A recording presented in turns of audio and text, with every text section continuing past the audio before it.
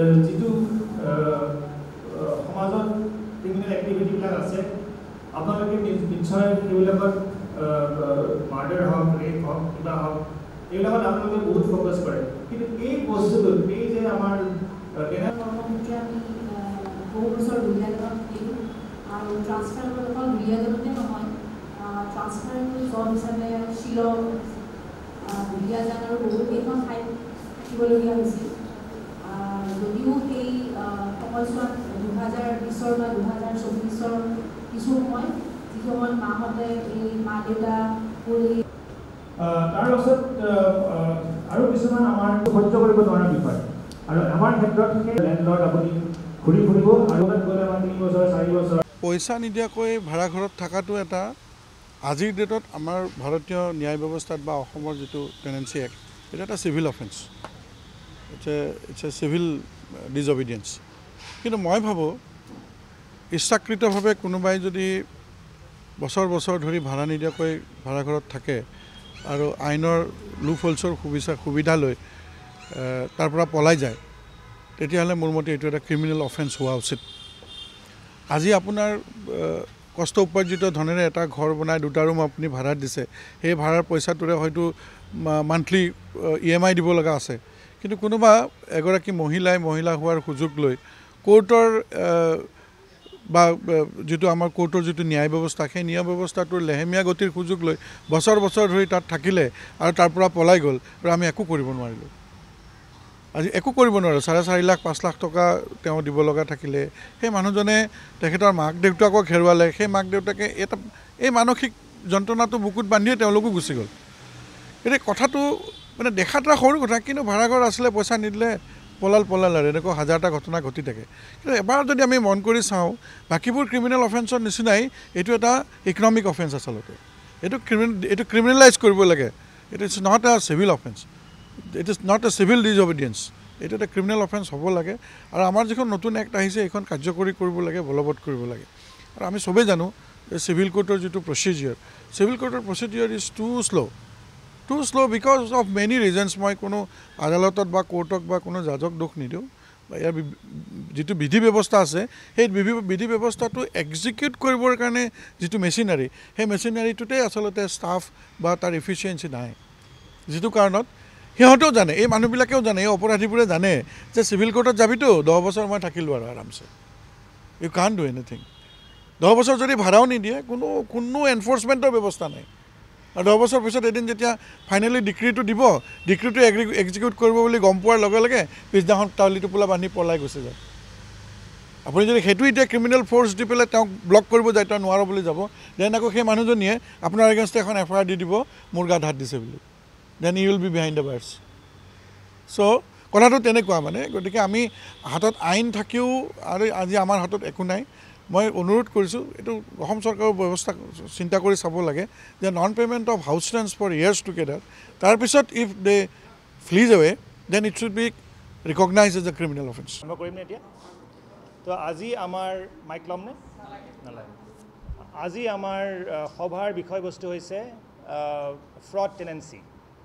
আৰু fraud tenancy এটা important বিষয়বস্তু আজিৰ তাৰিখত সমাজত বহুত ক্ৰিমিনেল এক্টিভিটি থাকে কিন্তু এই ফ্ৰড টেনেন্সিৰ বিষয়টো বেছিভাগ আওকাণ কৰা হয় আৰু আমি এই বিষয়টোৰ কিয় আপোনালোকৰ মাজলৈ আনিব বিচাৰিছোঁ তাৰ কাৰণ হৈছে আমাৰ ব্যক্তিগত অভিজ্ঞতা আৰু এই ব্যক্তিগত অভিজ্ঞতা it is so' profound and so' deep that we feel strongly about it আৰু কিয় কাৰণ এই অভিজ্ঞতাৰ কাৰণে আমি আমাৰ মা দেউতাক হেৰুৱাব লগা হৈছে এটা কণ্ট্ৰিবিউটিং ফেক্টৰ আৰু সেইটো হৈছে কিয় আমাৰ এটা ঘৰ ভাড়া লৈ পেলাই এগৰাকী মহিলা তেখেতৰ নাম প্ৰণামী নেওগ আৰু সেই প্ৰণামী নেওগে প্ৰায় 4 বছৰ আমাক মানসিক হাৰাশাস্তি দিছে আৰু এই হাৰাশাস্তি দিয়াৰ ফলত মইতো হাৰাশাস্তি লোৱা মানুহ নহয় মই ফাইট কৰিব জানো মই ফাইট কৰিম আৰু সেই ফাইট কৰি মোৰ বন্ধুৰ লগত লিগেলি আমি তাইক ঘৰৰ পৰা বাহিৰ উলিয়াইছোঁ অলৰেডি বাহিৰ ওলাইছে কিন্তু তাই 1 পইচা এতিয়ালৈকে দিয়া নাই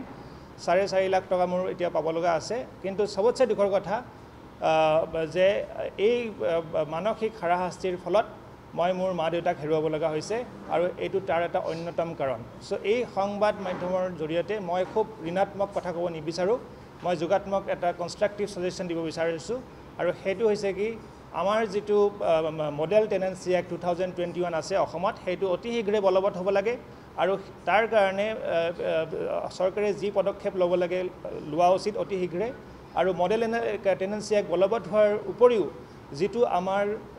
জুডিচিয়েল সিস্টেমৰ লগত পুলিচৰ যেটো লিংক আছে সেই লিংকটো আমি অতি শীঘ্ৰে এফিচিয়েন্ট কৰিব লাগে যাতে লিগেল জাজমেন্ট পোৱাৰ পিছত পুলিচে অতি শীঘ্ৰে আমাক ন্যায় দিব পাৰে আৰু হেতু বৰ্তমান আমি আজিলৈকে পোৱা নাই প্ৰণামী নায়ক এজন পলাতক অপৰাধী আজিৰ তাৰিখলৈকে কোৰ্টে তেওঁক সামান মাতি আছে কিন্তু তেওঁ কোৰ্টত হাজিৰ নহয়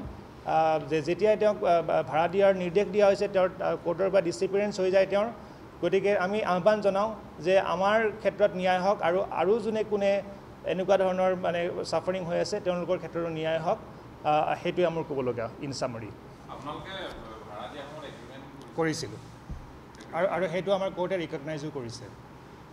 যেতিয়া কোৰ্টে তেওঁক এভিকশ্যনৰ অৰ্ডাৰ দিছে আজি 1 নৱেম্বৰৰ 2023 তেতিয়া আমাৰ যিখন এগ্ৰিমেন্ট সেইখন কোৰ্টে ৰিকগনাইজ কৰি পেলাই তেওঁক এভিক কৰাৰ অৰ্ডাৰ দিছিলে কোৰ্টে অৰ্ডাৰ দিয়াৰ পিছত পুলিচে মানদিন কাৰণ তাৰ মাজত বহুত ইণ্টাৰিম ষ্টেপ কিছুমান থাকে তাৰ লগত আপোনাৰ পুলিচ ষ্টেচনৰ লিংক কৰিব লাগিল তাৰপিছত নটিচ চাৰ্ভ কৰিব লাগিল নটিচ চাৰ্ভ কৰোঁতে হেমাহি হয় তাৰ মাজত বিহু আহে কিবা আহে গতিকে বহুত ধৰণৰ মানে ঘটনা ঘটিব পাৰে ইন বিটুইন সো মই সেইবোৰ নাযাওঁ কিন্তু বস্তুটো একেবাৰে এফিচিয়েণ্ট নহয় আপুনি এতিয়া বিচাৰিছে যে ভাড়াতীয়াৰ কাৰণে এখন নতুন আইন আছে মডেল টেনেন্সি এক্ট এখন আজি অসম চৰকাৰে মই যিমান দূৰ জানো 2021 চনত এডপ্টটো কৰিছে কিন্তু সেই এক্টখন এডপ্ট কৰিলেই নহ'ব তাৰ ৰুলছবিলাক ইমপ্লিমেণ্ট কৰিব লাগিব বলবৎ কৰিব লাগিব সেই ইমপ্লিমেণ্টেশ্যন আজি পৰ্যন্ত হোৱা নাই সেই ৰুলছে কি কয় আপুনি যদি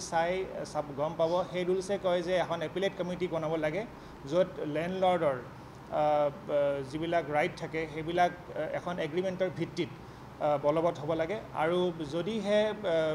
লেণ্ডলৰ্ডে প্ৰি কণ্ডিশ্যন ছেট কৰিব পাৰে যে on the basis of what you can evict the tenant তেতিয়াহ'লে আপুনি সেইটো কৰিব পাৰে সেইখন আইনে আপোনাক হেৰি কৰে আৰু চবতছে ডাঙৰ কথা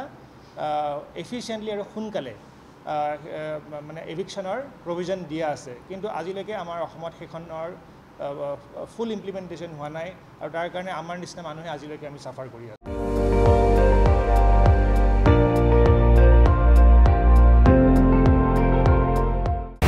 আপুনি চাই আছে ND24 সৰ্বশ্ৰেষ্ঠ নহয় সৰ্বোত্তমৰ দৌৰ